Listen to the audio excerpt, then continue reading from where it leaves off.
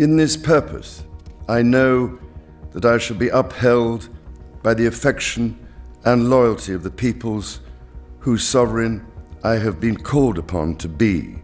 King Charles has suddenly left Buckingham Palace as personal letters from his late father, Prince Philip, were discovered. The letters came up during Charles's battle with cancer and the royal family's health challenges, and they seem to offer some guidance on duty and legacy, leading to fresh debates about the monarchy's future. With Prince William pushing for a modern, streamlined monarchy and Princess Anne providing steadfast support, the royal family faces a very tricky moment. What wisdom from Philip's words could guide this transformation? Join us as we uncover all the details in this letter. The letter, farewell, and Prince Philip take on this matter. King Charles recently returned to royal duties after a health break, just as some emotional letters from his late father, Prince Philip, came to light.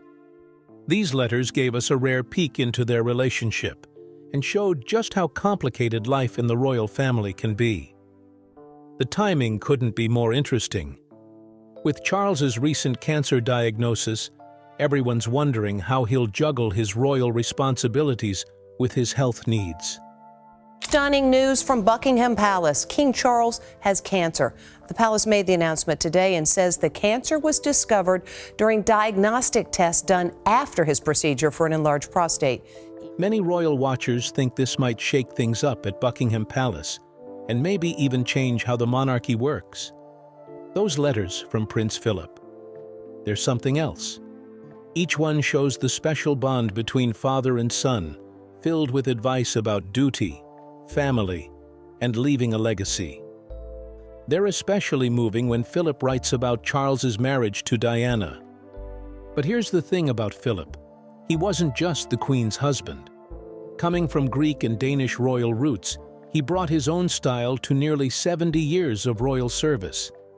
His letters to Charles tell it like it is, but you can feel the love there too. He really got how tough it is to balance personal happiness with royal obligations. With all the recent drama around Charles's health and the monarchy's future, some people think the palace is playing chess with public opinion. Between family scandals and health scares, the royals seem to be rolling with the punches and trying new approaches instead of sticking to their old rule book. One letter really tugs at the heartstrings. It's from 1954, when Charles was just a kid missing his dad during a royal tour. It shows a softer side of their relationship, even though we know they had their rough patches later on. These letters have got people taking a fresh look at Philip's role as both dad and royal.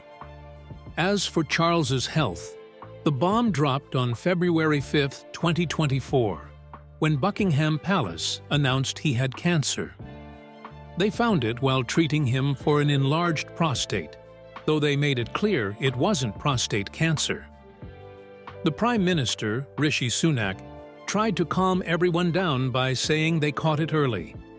Charles told his brothers, sister, and kids about it, and despite their rocky relationship, Harry flew in from America for a quick visit with his dad. Within 24 hours of his father's diagnosis being made public, Prince Harry was at his father's side today. He flew in from California alone and went straight to Clarence's house. For most of his life, Charles has been pretty healthy, though he's had his fair share of scrapes. The 90s were rough. He broke both arms in separate polo accidents. One was so serious he needed surgery. Then came a string of sports injuries.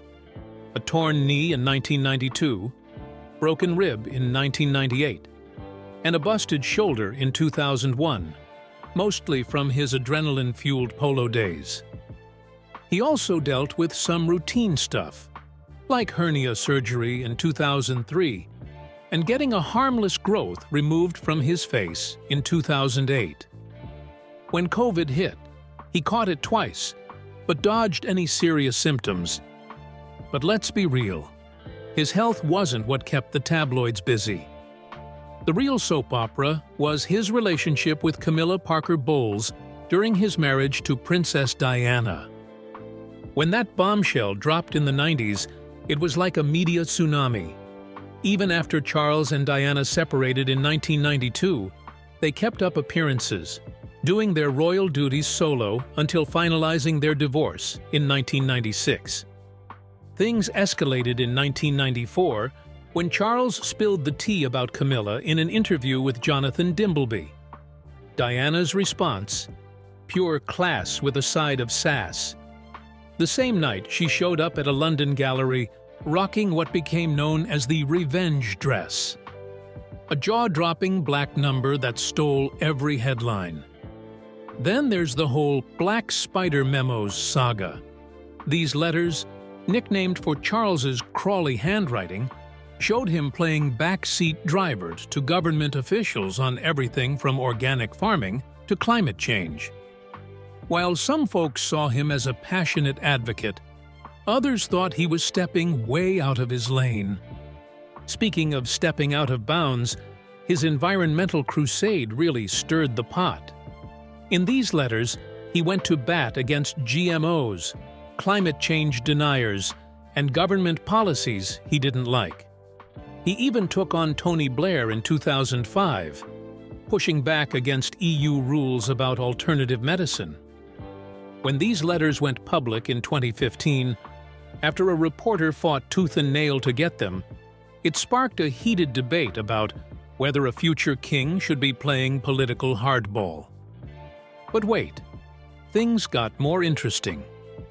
In 2022, the police started sniffing around Charles's charity after rumors spread that his right-hand man, Michael Fawcett, might have offered to help a Saudi businessman snag a knighthood for a cool $2 million donation.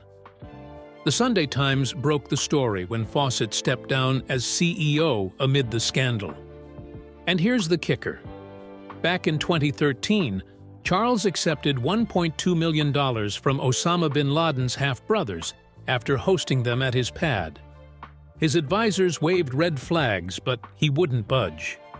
His team tried to smooth things over, saying they'd done their due diligence, but people were definitely giving them the side eye.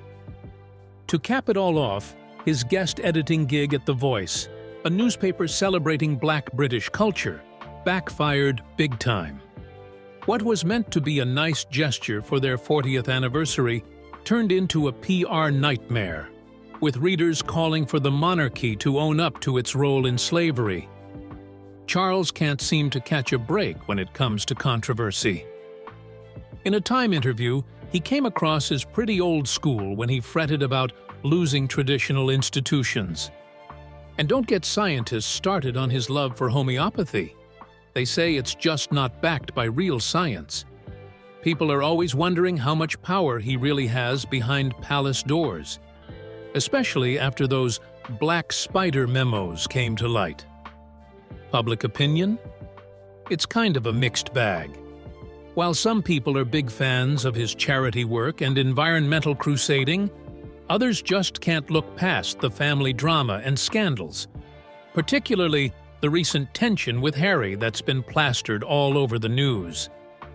But here's where things get interesting. Charles's role isn't just about cutting ribbons and waving at crowds. Like his mom before him, he's got some serious religious duties on his plate. As Defender of the Faith and Supreme Governor of the Church of England, he's basically the face of Britain's main religious institution. In his first speech as king, he opened up about how his faith shapes his leadership style, something that really resonated with many people. Charles didn't stop there. He made it clear that the Church of England is part of his DNA, saying it taught him about serving others. This was pretty touching, especially coming right after Queen Elizabeth's passing. Everyone from royal experts to news outlets pointed out how similar this was to his mom's approach. She was known for letting her faith guide her every move. As Justin Welby, the top bishop in the Church of England, put it, "The Queen showed everyone what it means to use your God-given life to help others." But here's the twist. Charles has his own take on the whole religion thing. Unlike past monarchs, he's talked about wanting to defend more than just the Church of England. Back in 1994, he stirred up quite a fuss when he suggested being defender of faith, rather than defender of the faith, trying to show he gets that Britain isn't just one religion anymore. He tried to clear things up in a BBC interview in 2015, but it just shows how he's trying to put his own spin on this centuries-old role. Also, in his 2015 interview, Charles really laid his cards on the table. According to him, he cared deeply about people being free to worship in this country, no matter their faith. He explained that while he was the defender of the faith, he can also be a protector of all faiths. Pretty progressive thinking for a royal, right? Here's the interesting part. While Queen Elizabeth was cool with Britain's religious diversity, it was actually Charles who helped push her in that direction. That's according to Ian Bradley, who knows his stuff as a professor of cultural and spiritual history at the University of St. Andrews. Now that Charles is king, he's finally got the reins when it comes to how the royal family handles religious matters. Most folks seem to be on board with Charles's inclusive approach. Let's face it, with Anglican church attendance dropping, it makes sense for him to stand up for everyone's right to practice their faith, not just the Church of England crowd. But there's another layer to Charles's religious views that not everyone knows about. He's got a soft spot for the Greek Orthodox Church, which makes sense given his family background. Both his dad and grandpa were born in Greece. He often says Greece is in his blood, and he's not just paying lip service. In fact, he once wrote that he digs Orthodox Christianity because it hasn't been watered down by what he called loathsome political correctness.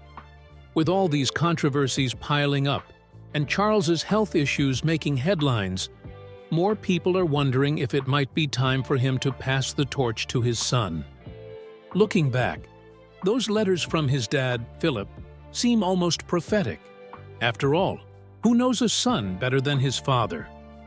All of this helps explain why Charles seems to be slowly fading from the spotlight, despite being the main man on the throne. King Charles, gradually fading away. The big news in the royal family lately has been King Charles's health. In February 2024, Buckingham Palace dropped a bombshell. The king has cancer. They're saying it's managed, which means he'll keep getting treatment through 2025. They haven't told us what kind of cancer it is, but doctors found it while treating him for an enlarged prostate. This explains why he's been taking a step back from the spotlight lately. After the news broke, Charles hit pause on his public appearances to focus on getting better. We've received breaking news from Buckingham Palace, which has announced that the king has been diagnosed with cancer. By April 2024, things were looking up, and he started easing back into royal life. His first stop? A cancer treatment center. A pretty meaningful choice that showed he wants to raise awareness about the disease. The palace called it a managed comeback, their way of saying he's not jumping back into everything at once. Even though we're not seeing him as much in public, he's still handling the behind-the-scenes royal business during his treatment. Here's the thing, though. While everyone at the palace is trying to stay positive about his recovery, people can't help but wonder how this affects the monarchy's future. Can Charles keep up with all his royal duties while fighting cancer? Some think we might see a bigger shakeup in how the royal family handles things. Things shakes up further when you add in Kate's health issues. Prince William wasn't kidding when he called 2024 the toughest year of my life. He's dealing with both his dad's cancer and his wife's health problems. Word on the street is that William might start taking on more of his father's duties, while Charles focuses on getting better and spending time with family. The public's had plenty to say about all this. Social media is full of memes and jokes, and some folks are straight up saying it's time for the younger royals to take charge. Everyone's watching to see what happens next, as Charles tries to juggle his health his family, and his crown. To really get what's going on with these letters and why Charles is stepping back from his royal duties, we need to dig deeper into how the royal family works and how their relationships have stirred up this whole situation. Relationship and family dynamics. Within the royal family, when it comes to royal drama, it's all about relationships. Take William and Camilla. Talk about complicated. As of early 2025, their relationship has more layers than an onion, especially with King Charles battling cancer and the family dealing with one crisis after another. Let's rewind a bit. William and Camilla didn't exactly get off to a great start. I mean, how could they? She was the other woman in his parents' marriage. Word is, William just put up with her at first, while Camilla was actually scared of him. Their first meeting was so awkward that Camilla needed a stiff drink afterward just to calm down. But it's safe to say that time really heals wounds. When Harry and Meghan left the royal scene, William and Camilla found themselves in the same boat, dealing with royal duties together. Plus, with both Charles and Kate facing health issues, they've had to lean on each other more than ever. Kate's actually been a huge help here. She's always been nice to Camilla, which has helped smooth things over between everyone. But don't think it's all sunshine and roses. Behind the scenes, there's talk that Camilla feels threatened by Kate's growing popularity. With Charles cutting back on his duties due to his health, everyone's wondering what this means for Camilla's role as queen. Some folks think William might shake things up when he becomes king, and Camilla knows it. Then there's the whole mess with Kate's duties. Camilla's been pushing for Kate to get back to work, even though she's dealing with cancer treatment. Not cool, according to many people.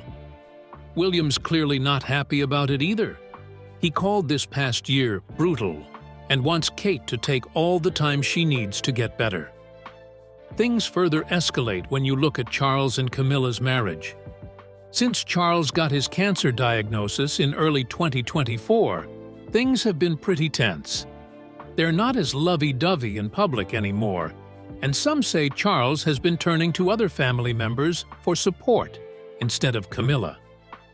Princess Catherine, the Princess of Wales, is poised to play a crucial role in the monarchy as King Charles III faces health challenges.